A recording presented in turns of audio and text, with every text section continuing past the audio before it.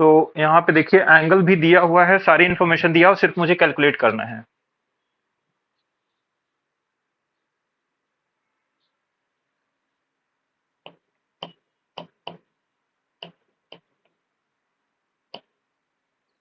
So B naught is given 0.2 t tesla, तो B equal B naught sine omega T, right.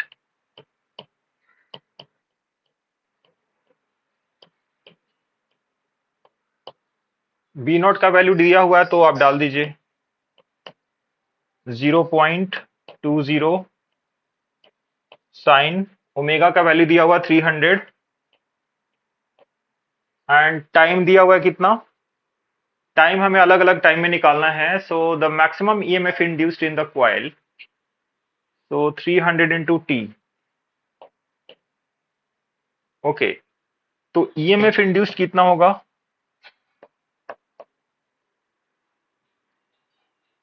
Minus D five by D T, isn't it. तो ये हो जाएगा minus D into B dot A upon D T, तो that will be equal to, area constant है तो area बाहर निकाल लेंगे और बचेगा डीबी बाई डी टी। क्या बचेगा, डीबी बाई डी टी। लेकिन एरिया के बीच में the normal to the coil makes an angle of 60 degree with the field, मतलब फील्ड और एरिया के बीच में एंगल है cos 60, तो वो cos 60 भी लेना पड़ेगा ना डॉट को जब आप रिजॉल्व करेंगे तो, राइट, है ना। सो माइनस ए cos 60 बाहर आ गया,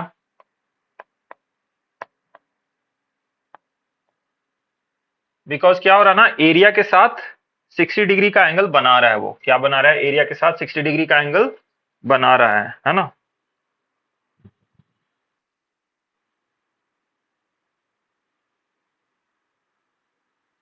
सो अब क्या करेंगे आगे, कैन यू थिंक।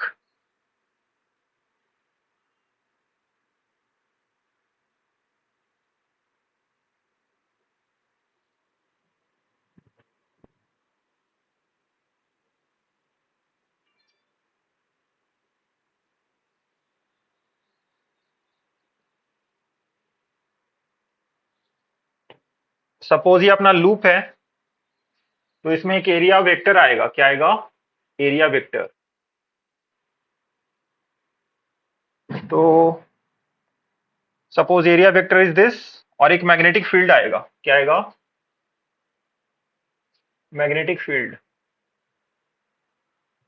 तो वो मैग्नेटिक फील्ड ऐसा ना एरिया वेक्टर के साथ कितना बना रहा है, 60 डिग्री, कितना बना रहा है, 60 डिग्री। तो ये एंगल हमने 60 डिग्री ये वाला ले लिया, तो बी डॉट ए कितना हो जाएगा, बी ए कॉस 60। तो ए कॉस 60 बाहर आ गया क्योंकि कांस्टेंट था। अब यहाँ पे क्या बचेगा, डीबी बाई डी टी, क्या बचेगा, हाँ dB by D T. So dB by D T करने के लिए क्या करेंगे, पहले तो उसका डेरिवेटिव कर देना पड़ेगा, तो आप इसको चाहे तो नोट डाउन कर लीजिए, है ना।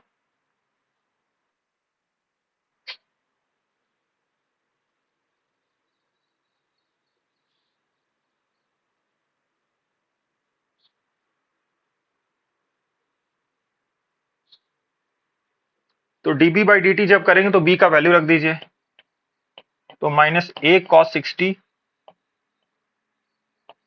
D by D T. B की वैल्यू कितनी है, बी की वैल्यू है B naught sine omega T.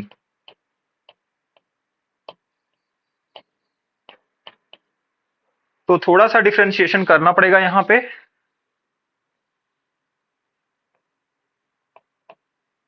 Minus A cos 60 into B naught, constant था इसलिए बाहर गया, और साइन ओमेगा टी का डिफ्रेंशिएशन क्या आएगा, omega cos omega T, isn't it, right, है ना। तो जो चेंज है वो मैक्सिमम होना चाहिए, बोल रहा है मैक्सिमम ईएमएफ। तो अगर ईएमएफ मैक्स करना है आपको, तो कॉस का वैल्यू भी मैक्स होना चाहिए, इजंट इट। तो कॉस का जो मैक्सिमम वैल्यू होता है आपको पता है कि कहां से कहां तक ये वेरी करता है, +-1 के बीच में, है ना। तो इसका जो मैक्स वैल्यू हो सकता है वो कितना हो सकता है? मैक्स इसका होगा +1 और मिनिमम होगा -1। मिनिमम क्या होगा? -1। तो -1 लेंगे तो माइनस माइनस प्लस हो जाएगा। तो -1 साइन क्यों लेंगे? क्योंकि उसको मैक्सिमम बनाना है। कोई भी ले लीजिए, अगर आप चाहें तो मॉड डाल दीजिए, एक ही बात है। +1 भी ले लेंगे, मॉड डाल के कोई दिक्कत नहीं है। तो ये इसका मैक्सिमम वैल्यू कितना हो जाएगा? A omega B naught, A omega B naught cos 60, A omega B naught cos 60, right. यही आएगा इसका मैक्सिमम ईएमएफ। क्यों? क्योंकि कॉस का मैक्सिमम वैल्यू 1 ही हो सकता है, उससे ज्यादा हो नहीं सकता। तो सारा वैल्यू एरिया का जो भी है, whatever the values we can substitute here. तो 5 सेंटीमीटर एरिया है, तो that is 10 to the power -2 का square, that is -4 metre square.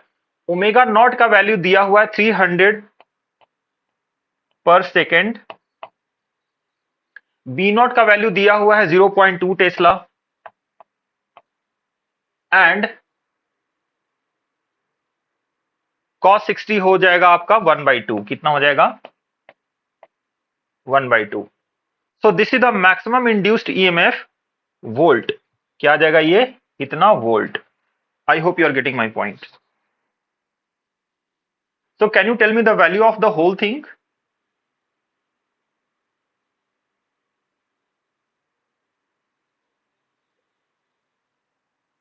देखिए इसका वैल्यू कितना आएगा? 10 टू द पावर -4 है, वो दो जीरो को उधर मैनेज कर लेगा, and 10 to the power -2 will be remaining. 5 into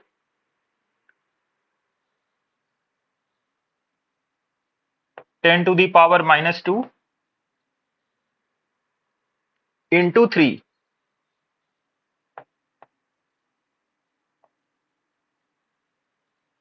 into 0.1।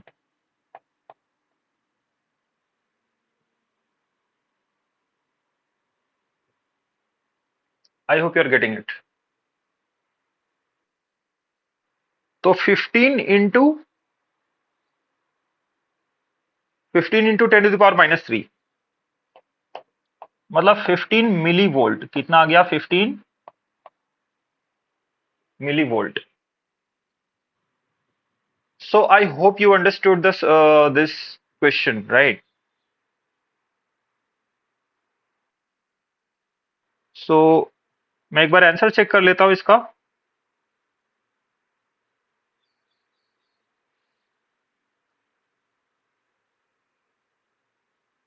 Exactly 15 milli volt ही है इसका answer. So I hope you understood, है ना? है ना? पार्ट बी की बात अगर करेंगे कि पार्ट बी अगर आपको निकालना है तो क्या करना है? सिंपल है। एग्जैक्टली मतलब क्या है ना कि एक सेकेंड।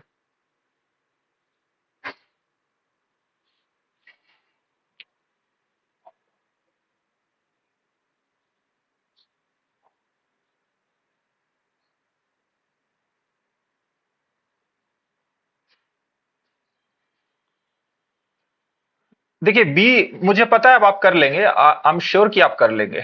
तो आप साथ में कर रहे हैं तो कर लीजिए, मैं भी कर देता हूं, है ना। तो उसमें करना कुछ नहीं है कि हमारा फॉर्मूला आया हुआ है ईएमएफ का, उसमें बी का वैल्यू रख देंगे। तो ईएमएफ का जो वैल्यू आया हुआ है हमारा,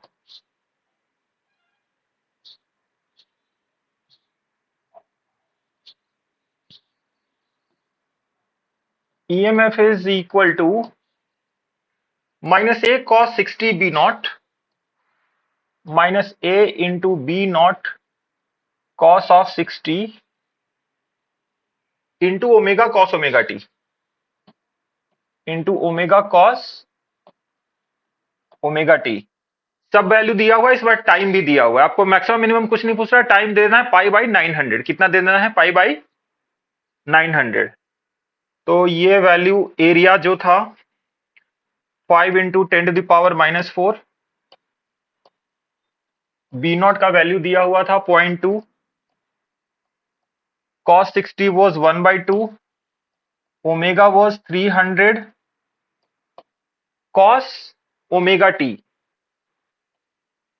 cos of 300 into t दिया हुआ है pi by 900, 300 pi by 900, right?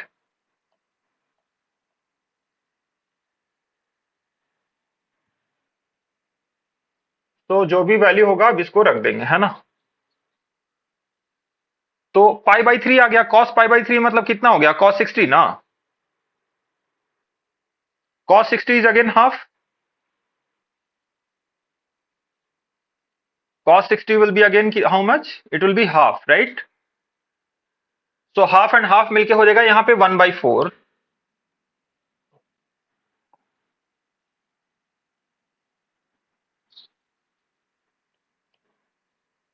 So 5 into 10 to the power minus 4 into 0.2 into 1/4 into 300. So इसका वैल्यू जितना भी आएगा वो हम लोग यहाँ पे लिख देंगे। कितना आएगा value, can you tell?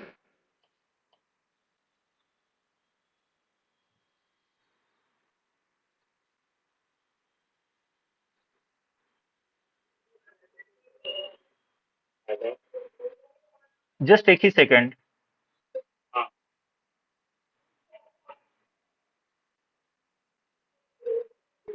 7.5 into 10 to the power minus 3.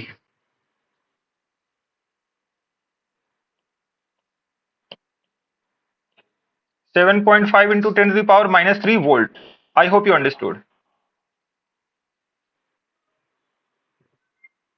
Do you have any problem? Yeah, so I hope you understood this, and similarly you can find the part C. Just आपको जैसे टाइम हमने pi by 900 रखा, आपको pi by 600 रख देना वहां पे, है ना? तो वो cos पाई बाई 2 आ जाएगा, जो कि हो जाएगा 0। तो सी पार्ट तो ऐसे ही डायरेक्ट आंसर मिल रहा ना, 0 हो जाएगा उसका, है ना? तो सी पार्ट में कुछ, हाँ सी पार्ट का आ जाएगा 0। बी का आप कैलकुलेट कर लीजिए, डोंट वरी, है ना? सी का 0 क्यों आएगा? क्योंकि वहां पे cos पाई बाई 2 जैसी चीज आ जाएगी, है ना?